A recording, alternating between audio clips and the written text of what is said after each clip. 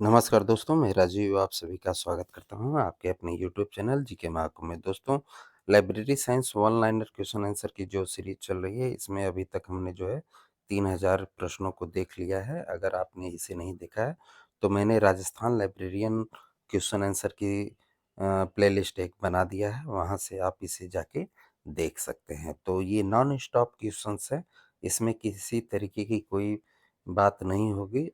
जो भी क्वेश्चन से रिलेटिव डिस्कशन है, वो जो है हमारी आरपीएससी की जो लाइब्रेरियन की सीरीज है, उसे भी प्लेलिस्ट पे आप जाके देख सकते हैं। उसमें पूरी डिटेल के साथ एक-एक क्वेश्चन की पूरी डिटेल के साथ चर्चा की गई है। उसे भी आप विजिट कर सकते हैं और डेली इन क्वेश्चनों को जो है आपके लिए प्रोवाइड कराया जा रहा है।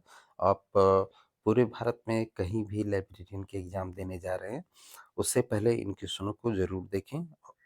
सुपर फास्ट क्वेश्चंस हैं, आपके कंप्लीट हो जाएँगे। तो चलिए देखते हैं आज के इम्पोर्टेंट 100 क्वेश्चंस को। तो हमारा पहला प्रश्न कह रहा है कि राजा राम मोहन राय लाइब्रेरी फाउंडेशन ने किस वर्ष जो है राष्ट्रीय पुस्तकालय नीति हेतु जो है कार्यदल का गठन किया था? तो 1981 में। यहाँ पे द्वितीय सूत्र आ गया है 1981 में। अगला प्रश्न हमारा है, भारत सरकार द्वारा जो है 1957 में नियुक्त पुस्तकालय सलाहकार समिति के अध्यक्ष कौन थे? तो केपी सिन्हा। अगला प्रश्न हमारा है, पुस्तकालय विज्ञान में प्रथम व्यावसायिक पत्रिका किस वर्ष जो है प्रारंभ हुई थी? तो 1876 में। अगला प्रश्न है, वह कौन सा सूत्र है जो आधुनिक पुस्तकालय में जो है सीडी रोम का प्रयोग अनिवार्य करता है? तो पंचम सूत्र है। अगला प्रश्न है, लाइब्रेरी एसोसिएशन जो कि लंदन का है, अब ये क्लिप में जो है विकटित हो गया है कि स्थापना किस वर्ष हुई थी? तो 1876 में की गई थी। अगला प्रश्न है, राष्ट्रीय पुस्तकालय के प्रथम पुस्तकालय अध्यक्ष कौन थे? तो बी एस केशवन। अगला प्रश्न हमारा है, प्रकाशनादि विवरण में जो है क्या सूचना जो है दी जाती है? तो प्रकाशन स्थल, प्रकाशक, प्रकाशन वर्ष दिया जाता है। अगला प्रश्न है, विजुअल इंडेक्स का व्यावसायिक नाम क्या है?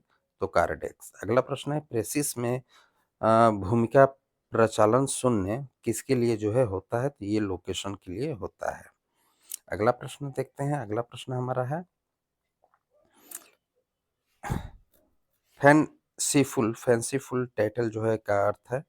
तो ऐसी आख्या है जिससे जो है कृत का विषय जो है प्रकट नहीं होता है, उसे फैंसीफुल टाइटल कहते हैं। अगला प्रश्न है, लाइब्रेरी लिटरेचर क्या है? तो अनुक्रमणिका पत्रिका है। अगला प्रश्न है, kissing record of world invent की औद्योगिकता जो है क्या है? तो ये मासिक है। अगला प्रश्न है, एशियन रिकॉर्डर का जो है प्रकाशन कहाँ से होता है? तो न्यू दिल्ली से होता है। अगला प्रश्न है, पर परम यूटर्स सब्जेक्ट जो है इंडेक्स निम्नलिखित में से किसमें किया जाता है? तो साइटेशन इंडेक्स में किया जाता है। अगला प्रश्न है, ब्लेसेस जो है किस देश का सूचना नेटवर्क है? तो ब्रिटेन का। अगला प्रश्न है, ई बुक पद संबंधित है? तो इलेक्ट्रॉनिक बुक से। अगला प्रश्न है, मेटा डाटा शब्द की स्थापना किसने की थी? तो फिलिप बंगाल ने की थी। अगला प्रश्न देखते हैं, एलआईएस गेटवे का रखरखाव जो है कौन करता है? तो आईएलए करता है। अगला प्रश्न है, अवगिला का प्रकाशन कौन करता है? तो आईएलए करता है। अगला प्रश्न है, ग्रंथ को वर्गीकृत करने वाले को जो है क्या कहा जाता है? तो वर्गाकार कहा जाता है। अगला प्रश्न है, रेट्रोएक्टिव ऑर्डिनल नोटेशन जो है की स्थापना जो है किसने की थी? तो ईजे कोटेज ने की थी। अगला प्रश्न है, अंकन वर्गीकरण का निर्माण तो नहीं करता परंतु इसे नष्ट कर सकता है, यह कथन जो है किसने कहा था? तो एच.ई. विल्स ने कहा था। अगला प्रश्न है, कॉलेज लाइब्रेरियन पत्रिका कहाँ से जो है प्रकाशित होती है? तो न्यू दिल्ली से। अगला प्रश्न है, ईयर वर्क इन लाइब्रेरियनशिप पत्रिका के संपादक कौन है? तो दिल्ली। अगला प्रश्न है, ईयर वर्क्स इन लाइब्रेरियनशिप पत्रिका कब से प्रकाशित हो रही है? तो 1988 से। अगला प्रश्न देखते हैं, ईयर वर्क इन लाइब्रेरियनशिप पत्रिका जो है कहाँ से प्रकाशित होती है? दिल्ली से।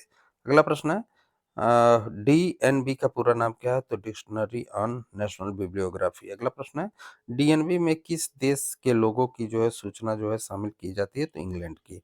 अगला प्रश्न है, इंफॉर्मेशन ट्रांसफर की अवधारणा किसने प्रस्तुत की? तो बिस्मैन ने। अगला प्रश्न है, साइटेशन इंडेक्स का ऑनलाइन प्रकाशन जो है किस नाम से हो रहा है? तो वेब ऑन साइंस के नाम से। अगला प्रश्न है, लिब्रा बॉक्स जो है क्या है? तो ये फ्री ऑडियो बुक साइट है। अगला प्रश्न है, अबगिला का संस्थापक कौन था? तो एस आर रंगनाथन। अगला प्रश्न है, पुस्तक अधिनियम किसकी वकालत करता है? तो निशुल्क पुस्तकालय सेवा की। अगला प्रश्न देखते हैं, कोडन जो है किससे संबंधित है? तो ये ग्रंथमाला से संबंधित है। अगला प्रश्न है, कोडन कितने अंकों का होता है? तो 6 अंकों का। अगला प्रश्न है, कंप्यूटर संचालित सेवा का प्रतिपादन कौन है? तो किसने किया था? तो एचपी लोहार ने। अगला प्रश्न है, social science index citation index की स्थापना कब हुई थी? तो 1973 में। अगला प्रश्न है, सूचना विज्ञान में अर्ध आयु या हाफ लाइन का क्या है? तो अप्रचलन की दर। अगला प्रश्न है, पुस्तक वर्गीकरण के लिए जो है साहित्य वारंट पद जो है किसने प्रतिपादित किया था? तो डब्ल्यू एच हुल्मे के द्वारा किया गया था। अगला प्रश्न है, यूडीसी में प्रथम अंग्रेजी संस्करण के रूप में किसे जाना जाता है? तो ये पहले चौथे संस्करण को। अगला प्रश्न है, ओस्मोसिस के सिद्धांत का प्रतिपादन किसने किया? तो एस आर रंगनाथन ने। अगला प्रश्न है, राष्ट्रीय पुस्तकालय मिशन का पुनर्गठन कितने वर्षों में जो है किया जाता है? 3 वर्षों में। अगला प्रश्न है, आक्स लाइब्रेरी एनीथिंग का संबंध एएलए से है। अगला प्रश्न है, एमरोल्ड का प्रकाशन कब से हो रहा है? तो 1967 से। अगला प्रश्न है, निसात का पूरा नाम क्या है? तो national information system for science and technology. अगला प्रश्न है, निसात की स्थापना किसकी सिफारिश पे की गई थी? तो पीटर लेजर की रिपोर्ट जो कि यूनेस्को के लिए बनी थी। अगला प्रश्न, निषाद का उद्देश्य क्या था? तो सूचना विज्ञान और प्रौद्योगिकी में आरएसडी को जो है प्रमोट करना। अगला प्रश्न है, निस्केयर का मुख्यालय कहाँ स्थित है? न्यू दिल्ली में। अगला प्रश्न है, निस्केयर का पूरा नाम क्या है?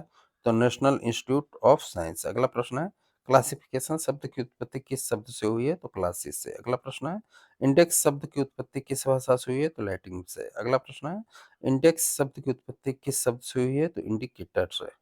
अगला प्रश्न है, किसी भी वर्गीकरण पद्धति का महत्वपूर्ण सहायक उपक्रम किसे कहा जाता है? तो सूची या इंडेक्स को। अगला प्रश्न है, एमरोल्ड कहाँ से प्रकाशित होता है? तो ये यूके से प्रकाशित होता है। अगला प्रश्न है, दशा संबंध कौन कौन से होते हैं? तो अंतर विषय दशा संबंध, अंत पक्ष दशा संबंध और अंत पंक्ति दशा संबंध होते हैं। अगला प्रश्न है, कोलन के छठे संस्करण के अनुसार तीनों के कितने प्रकार हैं? तो 5 प्रकार। अगला प्रश्न है, कोलन के छठे संस्करण में दशा संबंध में योजक चिन्ह के रूप में किसका उपयोग किया जाता है? तो 0 का। अगला प्रश्न है, कोलन के 7वें संस्करण के अनुसार दशा संबंध कितने प्रकार के होते हैं? तो 3 प्रकार के। अगला प्रश्न है, कोलन के 7वें संस्करण के अनुसार तीनों के कितने कितने प्रकार हैं? तो 6। अगला प्रश्न है, विखंडन विधि कितने प्रकार की होती है? तो 2 प्रकार की। अगला प्रश्न, विखंडन विधि कौन-कौन से हैं? तो विच्छेदन व अनाच्छादन। अगला प्रश्न है, शुद्ध विषय का निर्माण किस पद्धति में होता है? तो आसादन में होता है। अगला प्रश्न है, मूल विषय का निर्माण किस पद्धति में होता है? तो विखंडन में। अगला प्रश्न है, मिश्रित विषय का निर्माण किस विधि में होता है? तो अस्तरण में होता है, यानी कि फिजिशन में होता है, फ्यूजन में होता है।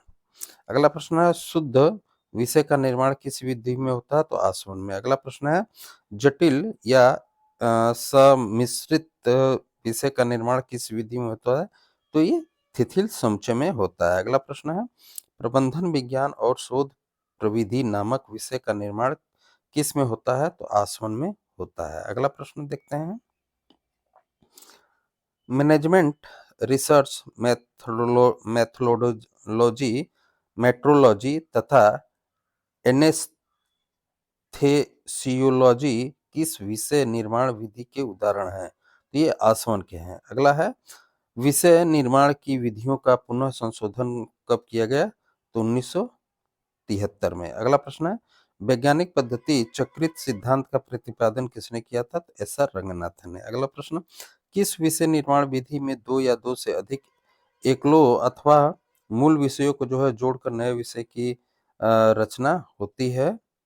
तो थिथिल समुच्चय में। अगला प्रश्न है, नए विषय का निर्माण किस विधि में होता है? तो थिथिल समुच्चय में। अगला प्रश्न है, statistical method for social science किस विषय निर्माण पद्धति का उदाहरण है? तो थिसिल समुच्चय का। अगला प्रश्न है मैथमेटिकल फॉर इंजीनियरिंग किस विषय का निर्माण विधि का उदाहरण है? तो थिसिल समुच्चय में। अगला प्रश्न है ज्ञान जगत को दो प्रमुख विषयों अथवा विभिन्न भागों में विभाजित करके विषयों की संरचना करना किस विधि का उदाहरण है? तो विच्छेदन विधि का। अगला प्रश्न है विच्छेदन शब्द की संज्ञा किस महान विचारक द्वारा दी गई? तो एस.आर. रंगनाथन के द्वारा। अगला प्रश्न है विच्छेदन विधि को किसने 1977 में उचित नहीं माना? तो ए.के.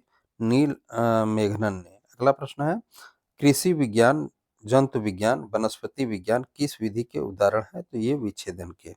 अगला प्रश्न है इंडोलॉजी नामक विषय का निर्माण किस विधियों में हुआ है?